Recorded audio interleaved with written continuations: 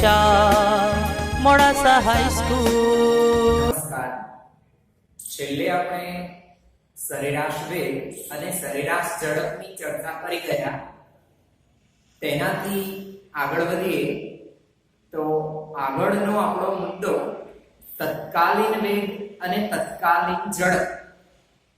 તેને સમજવા માટે એક ગાણિતિક પ્રક્રિયા જેને આપણે વિકલન તરીકે ઓળખીએ છીએ, ડિફરન્શિએશન ની ચર્ચા કરવી છે। તમે નીચેના ધોરણમાં વિવિધ ગાણિતિક પ્રક્રિયાઓ જેવી કે સરવાળા, બાદબાકી, ગુણાકાર, ભાગાકાર ભણીને આવ્યા છો। તમે જાણો છો એમ સરવાળાની પ્રક્રિયા તેને આપણે કોઈ ચોક્કસ સંકેત દ્વારા દર્શાવીએ છીએ, જેમ કે સરવાળાનો સંકેત। એ જ પ્રમાણે બાદબાકીની પ્રક્રિયા તેનો સંકેત। આવી જ એક નવી ગાણિતિક પ્રક્રિયા કે જેનો ઉપયોગ આપણે ભૌતિક વિજ્ઞાનમાં કરવાનો થાય તો તે છે વિકલન। જેમ સરવાળા એટલે કોઈ એકમાં બીજું ઉમેરવું, તેમ વિકલન શું એની સમજ મેળવવી છે તો વિકલન એટલે કોઈ એક ભૌતિક રાશિમાં ફેરફાર કરતા બીજી ભૌતિક રાશિમાં ફેરફાર થાય તો તે બંને રાશિ એકબીજા પર આધારિત રાશિ થશે। તો ત્યાં એક રાશિનું બીજી રાશિની સાપેક્ષમાં વિકલન મેળવી શકાય। જેમ કે ગોળાનું ક્ષેત્રફળ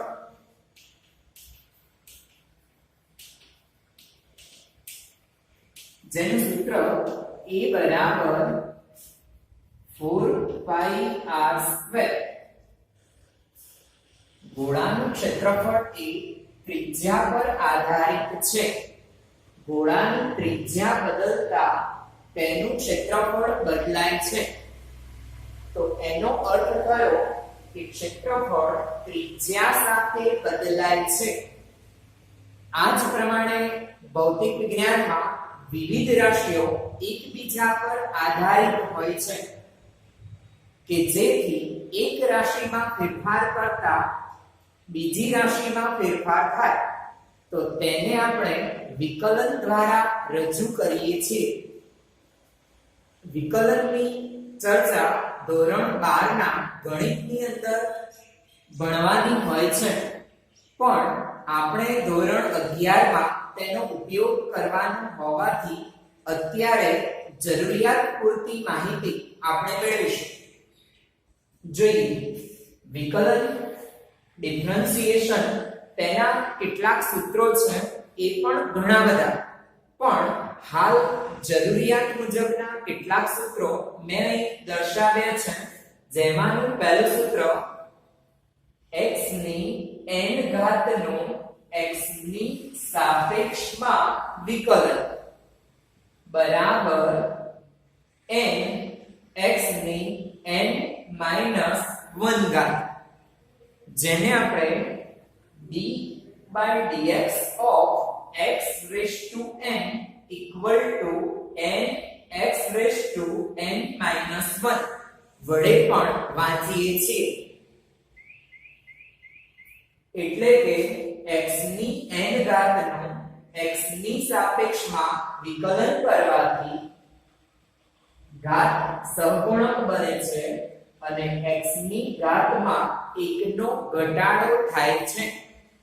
જેમ તમે નીચેના ધોરણમાં ગણિતમાં વિવિધ સૂત્રો તૈયાર કરેલા, તે જ પ્રકારે આ સૂત્રોને પણ આપણે સાબિત કરવાના નથી, તેને તમારે યાદ રાખવાના છે। વિકલનનું આ સૌથી અગત્યનું સૂત્ર છે। જ્યારે પણ કોઈ પણ ઘાત ધરાવતું પદ આવે ત્યારે આપણે આ સૂત્રનો ઉપયોગ કરીશું। ઘાતને સહગુણકમાં લખી અને ઘાતમાં 1 નો ઘટાડો કરીએ છીએ। બીજું સૂત્ર d/dx of sin x બરાબર cos x, એટલે કે sin x નું x ની સાપેક્ષમાં વિકલન cos x મળે. જેમ સરવાળા માટે પ્લસ તેમ વિકલન માટે d સંજ્ઞા વાપરીએ છીએ. વિકલન થયા પછી આ d ની સંજ્ઞા દૂર થશે. જેમ સરવાળામાં 4 + 3 જવાબ થાય 7. તો જવાબમાં જે પ્રક્રિયા કરી 4 + 3 એ વત્તાકારનું ચિહ્ન જવાબમાં હોતું નથી. તો એ જ પ્રકારે વિકલનનો આ સંકેત d/dx એ પ્રક્રિયા થયા પછી દૂર થાય છે. ત્રીજો કાર્ય નિયમ સૂત્ર d/dx of cos x બરાબર -sin x. આવા તો વિકલનના ઘણા બધા સૂત્રો છે. જેમ આપણને તેની જરૂરિયાત હશે તે રીતે આપણે આગળ તે જોતા જઈશું. અત્યારે આપણે આ એક સૂત્ર સાથે ખાસ કામ કરવાનું થશે. વિકલનની આ પ્રક્રિયા કરવા માટે કેટલાક કાર્ય નિયમો છે. તો એવા કાર્ય નિયમો એમાંથી 3 નિયમો અહીં આપણને જરૂર હોવાથી મેં નોંધ્યા છે. પહેલો કાર્ય નિયમ d/dx of k = 0 જ્યાં k અચળ છે. તેનો અર્થ થાય અચળનું x ની સાપેક્ષમાં વિકલન 0 થાય. આપણે અગાઉ કીધું કે વિકલન એટલે ફેરફાર. k અચળ છે. અચળ અફર તેની કિંમત બદલાતી નથી, તેથી તેમાં થતો ફેરફાર 0 છે. બીજો કાર્ય નિયમ d/dx of ky = k dy/dx જ્યાં k અચળ છે અને y ચલ છે કે જે x સાથે બદલાય છે. y x પર આધારિત છે, તેથી તેને ચલ તરીકે લઈશું. પહેલા કાર્ય નિયમ મુજબ k અચળ હોવાથી વિકલનમાંથી બહાર લઈશું. જ્યારે આખું પદ અચળ હોય તો વિકલન 0 થાય, પણ અહીં k ગુણ્યા y એમાં k અચળ તો તેને આપણે બહાર લઈશું સહગુણકમાં. y ચલ માટે તેનું વિકલન x ની સાપેક્ષમાં કરીશું. ત્રીજો કાર્ય નિયમ જેને આપણે વિકલનના ગુણાકારના નિયમ તરીકે પણ ઓળખીએ છીએ. જો y બરાબર u ગુણ્યા v તો dy/dx એટલે કે y નું x ની સાપેક્ષમાં વિકલન બરાબર u dv/dx plus v du/dx. એટલે કે અહીં u અને v બંને y પર આધારિત ચલ છે, તો y x પર આધારિત છે. ત્યારે સૌપ્રથમ u તેમજ રાખીશું, v નું x ની સાપેક્ષે વિકલન લઈશું પ્લસ v એમના એમ રાખીશું અને u નું x ની સાપેક્ષમાં વિકલન લઈશું. dy/dx = u dv/dx plus v du/dx. તો આમ આ વિકલનના કાર્ય નિયમ થયા. આ સિવાય ત્યાં પણ ઘણી બધી માહિતી વિકલનની આપણને મળે છે ગણિતની અંદર, પણ અત્યારે આપણને આટલા સૂત્ર અને કાર્ય નિયમની જરૂર છે. આ પ્રક્રિયા તમારા માટે નવી છે, પણ ખૂબ જ સરળ છે. જો એને એકવાર સારી રીતે સમજી લઈએ તો સરળતાથી કોઈ પણ રાશિનું સૂત્રનું વિકલન તમે કરી શકો છો. આવા વિકલનની સમજ માટે આપણે ઉદાહરણ જોઈએ. y બરાબર 5x² plus 4x plus 2. અહીં આપણે જોઈ શકીએ છીએ કે y x પર આધારિત છે. એટલે કે x બદલતા y ની કિંમત જુદી જુદી મળે. તેથી y નું x ની સાપેક્ષમાં વિકલન લેતા dy upon dx dx of 5x square plus 4x plus 2 બંને તરફ જે પણ પ્રક્રિયા કરીએ તે ગણિતના નિયમ મુજબ તો d upon dx જેને આપણે વિકલન તરીકે ઓળખીશું.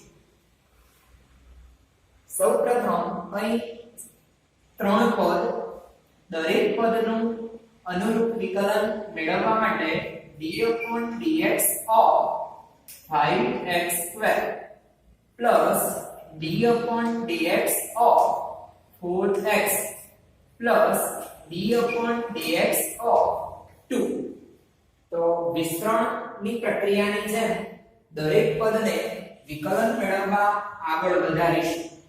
હવે આપણા કાર્ય નિયમોને અનુરૂપ 5x square 5 અચળ અને x એ ચલ માટે આપણા બીજા કાર્ય નિયમ મુજબ 5 ને અચળ હોવાથી બહાર લઈશું d upon dx of x square plus એ જ પ્રકારે 4 અચળ d upon dx of x એટલે x ની એક ઘાત પ્લસ પ્રથમ કાર્ય નિયમ મુજબ 2 નું x ની સાપેક્ષમાં વિકલન. 2 અચળ, આખું પદ અચળ અને અચળમાં કોઈ ફેરફાર થાય નહીં, તેથી તેનું પરિણામ શૂન્ય મળે. 5 તેમના તેમ અહીં ઘાતવાળું પદ આવ્યું માટે આપણા પ્રથમ સૂત્ર મુજબ ઘાતને સહગુણકમાં લખી ઘાતમાં 1 નો ઘટાડો કરીશું. તો n ની કિંમત 2 છે એટલે 2x ની 2 ઓછા 1 ઘાત પ્લસ 4 into ઘાત 1 x ની 1 minus 1 ઘાત પ્લસ 0 લખતા નથી.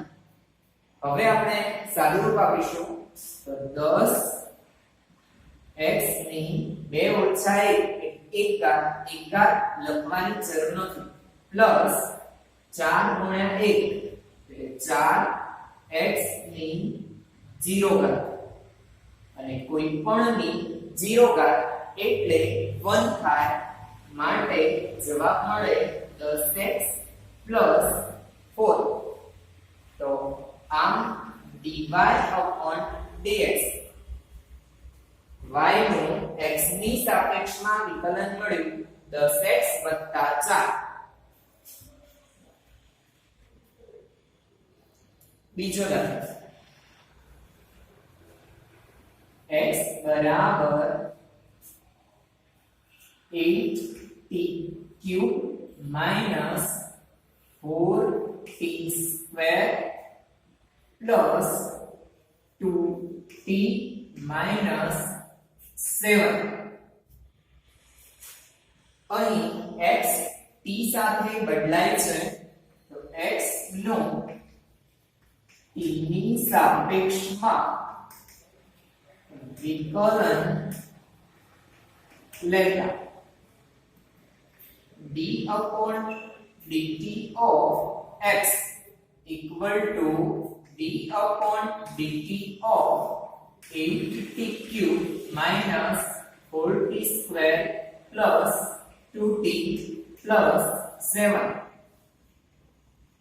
સૌપ્રથમ d upon dt દરેક પદ સાથે જોડતા d upon dt of 8t cube minus d upon dt of 4t square plus d upon dt of 2t plus d upon dt of 7.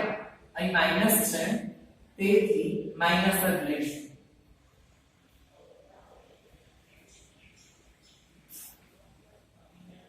આઠ અચળ છે, t ક્યુબ ચલ છે, d/dt of t cube minus 4d/dt of t square plus 2d/dt of t raised to 1 minus અચળનું વિકલન 0.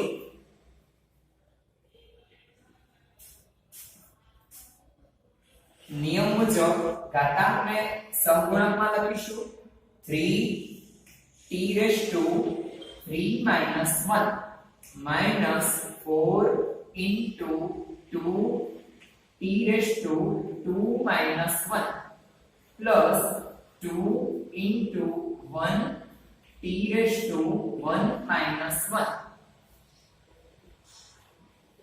8 ગુણ્યા 3 24 t ની 2 ઘાત ઓછા 8 t ની 1 ઘાત વત્તા 2 t ની 0 ઘાત અને t ની 0 ઘાત એટલે જ 1. t ની 0 ઘાત equal to 1 લીધા છે. તો d/dt of x આપણને આ મુજબ મળે 24t² minus 8t plus 2. ત્રીજું x બરાબર 3t² minus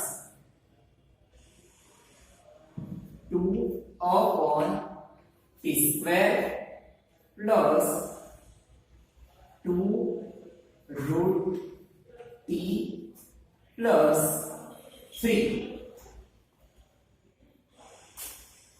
x t સાથે બદલાય છે તો x નું t ની સાપેક્ષમાં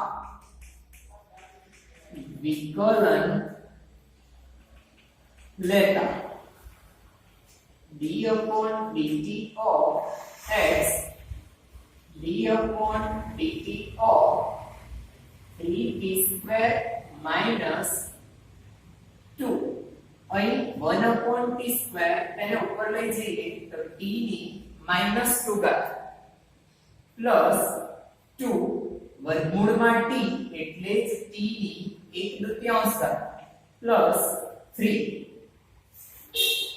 આગળ વધીએ d/dt of 3t² minus d/dt of 2t raised to -2 plus d/dt of 2t raised to 1/2 plus d/dt of 3. હવે આપણે કેટલાક પદ સમજીને ટૂંકાવીશું. તો 3 અચળ એટલે 12 આવે, t² ઘાત આગળ લખીશું અને ઘાતમાં 1 નો ઘટાડો 2 - 1 એટલે 1 ઘાત.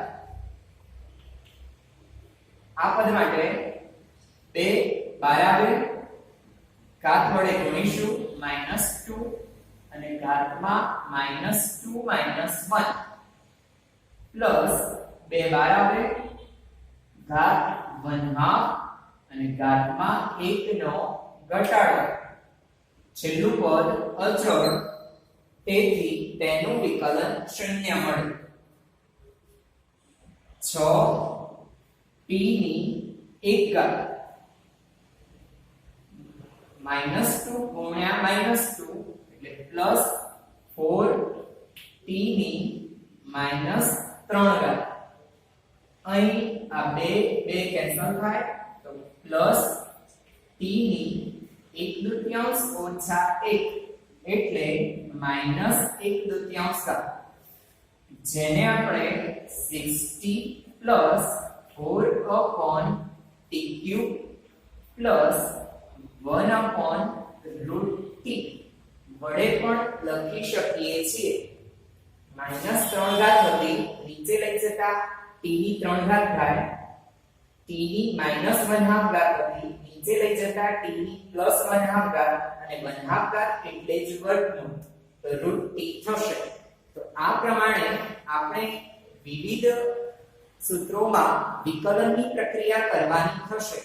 તો અગાઉનો આપણો જે મુદ્દો છે તત્કાલીન વેગ અને તત્કાલીન ઝડપ તેમાં આપણે વિકલનનો ઉપયોગ કરીશું. તમારે આવા 2 દાખલા ઘરેથી ગણવાના છે.